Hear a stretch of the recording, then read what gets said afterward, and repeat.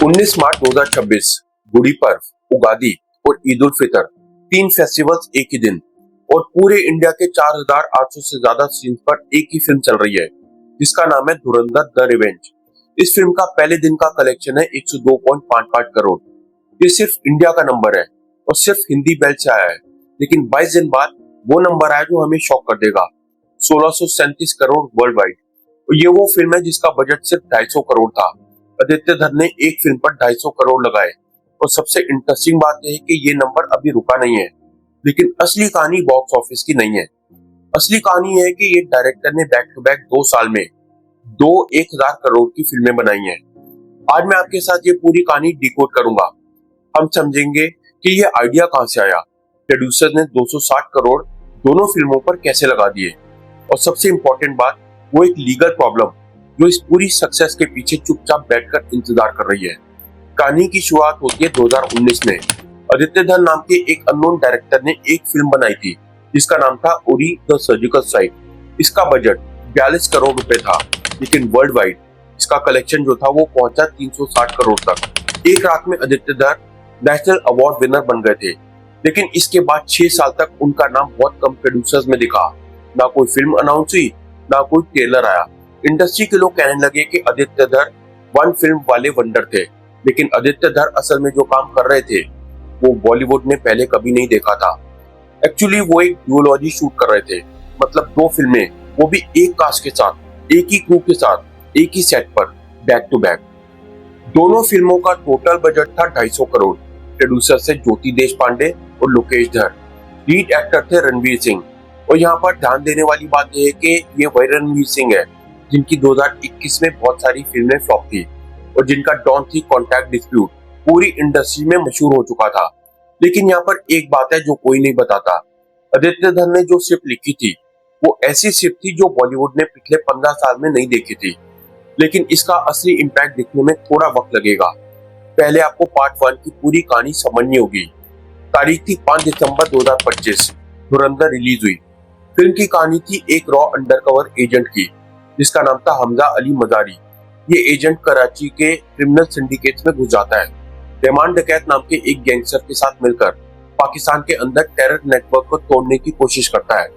Film loosely inspired थी IC 814 hijack, 2001 parliament attack, 26/11 Mumbai attack और पाकिस्तान के ऑपरेशन जारी से। पहले हफ्ते में क्रिटिक्स ने मिक्स रिव्यूज दिए। कुछ क्रिटिक्स ने कहा कि ये फिल्म बहुत वॉयलेंट है, कुछ ने कहा कि ये बहुत जिंगोइस्टिक है, लेकिन ऑडियंस ने कुछ अलग ही फैसला सुनाया। फाइनल वर्ल्ड वाइड कलेक्शन पहुंचा 1350 करोड़ पर। 7 जनवरी 2026 को धुरंधर इंडिया की सबसे ज्यादा कमाई करने वाली हिंदी फिल्म बन गई डोमेस्टिक नेट कलेक्शन में। उसने बाहुबली 2 और पठान के रिकॉर्ड तोड़ दिए। रणवीर सिंह जो 83 के बाद फिनिश का टैग उठाकर घूम रहे थे, एक ही फिल्म से 1000 करोड़ क्लब में आ गए। अपने पूरे करियर में ये उनकी पहली 1000 करोड़ फिल्म थी, लेकिन ये तो सिर्फ ट्रेलर था, असली फिल्म अभी शुरू होने वाली थी।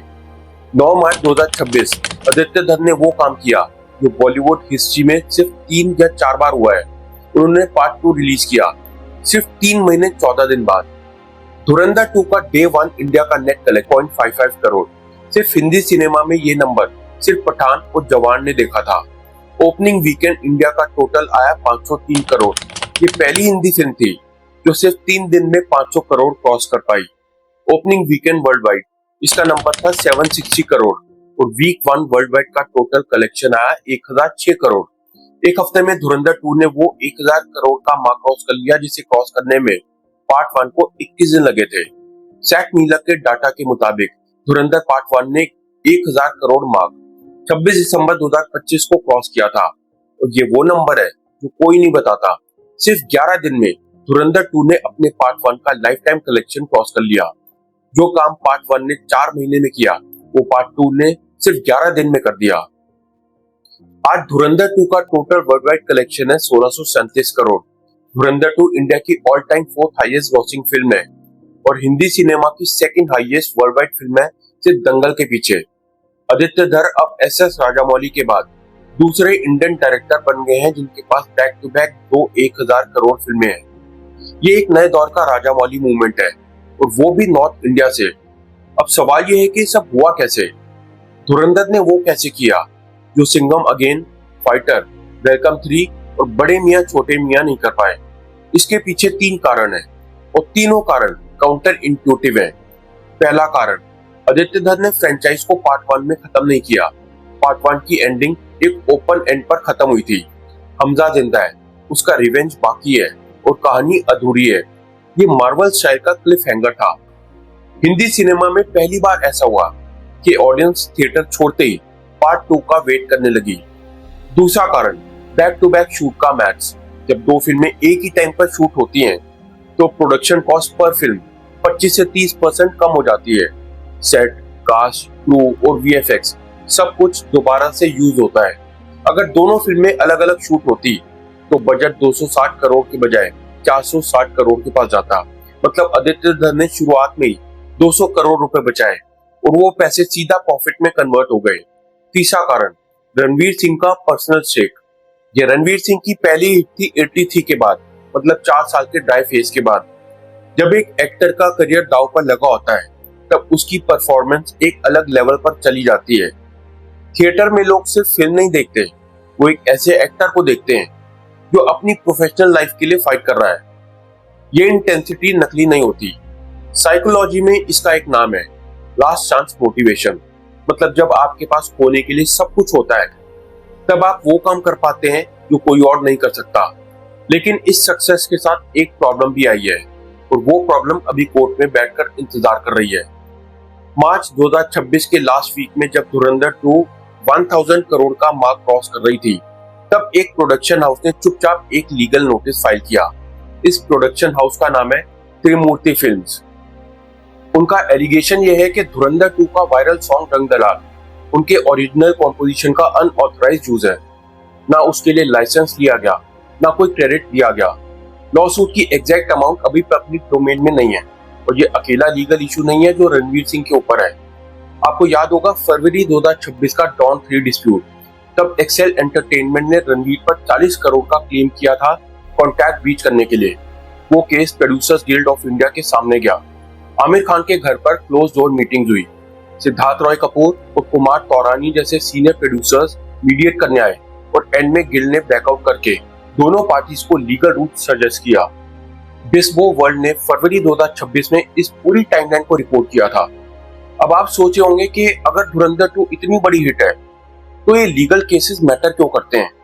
ये केसेस इसलिए मैटर करते हैं क्योंकि बॉलीवुड अब रिलेशनशिप बेस्ड इंडस्ट्री नहीं है। बॉलीवुड अब एक profit and loss statement industry बन चुकी है। पहले साथ एक फेलियर देता था तो प्रोड्यूसर माफ कर देता था, लेकिन अब सर सक्सेस भी देगा, फिर भी हर कॉन्ट्रैक्ट अलग से जज होगा। डॉन 3 डिस्प्यूट, हेरा फेरी 3 डिस्प्यूट और दृश्यम 3 डिस्प्यूट, ये सब एक ही सिग्नल दे रहे हैं। और अगर धुरंधर 2 वाले सॉन्ग का केस त्रिमूर्ति फिल्म जीत गई तो वो अमाउंट सीधा रणवीर सिंह और प्रोड्यूसर्स की अर्निंग से निकलेगा। सक्सेस आई, लेकिन उसी सक्सेस के साथ एक टारगेट भी आया। जितनी बड़ी हिट उतना बड़ा लीगल बैटल। अब सबसे बड़ा सवाल यह है कि क्या धुरंधर ने बॉलीवुड का कमबैक करा दिया। पहले नंबर्स देखते हैं। 2022 में टॉप 10 हाईएस्ट ग्रोसर्स में 4 हिंदी फिल्में थी। 2023 में पठान, जवान और एनिमल ने इंडस्ट्री को रेस्क्यू किया। Total 3 major hits. 2024 में सी 2 के अलावा बाकी सारी फिल्में स्ट्रगल कर रही थी, सिर्फ एक मेजर हिट। 2025 में छावा ने 800 करोड़ से ऊपर किया और धुरंधर अकेले 1000 करोड़ क्लब में गया। और 2026 में अब तक धुरंधर 2 अकेले 1637 करोड़ क्रॉस कर चुकी है। ये पैटर्न रिकवरी का नहीं है, ये पैटर्न पोलराइजेशन का है।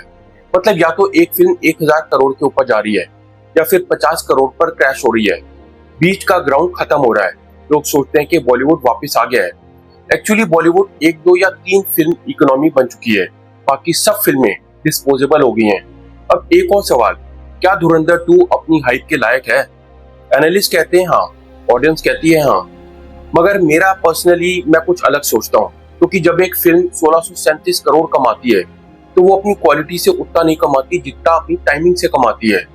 गुड़ी पर्व, उगादी, ईद उल फितर, स्प्रिंग ब्रेक और कंपटीशन का ना होना, ये विंडो आदित्य धर ने परफेक्टली कैच किया।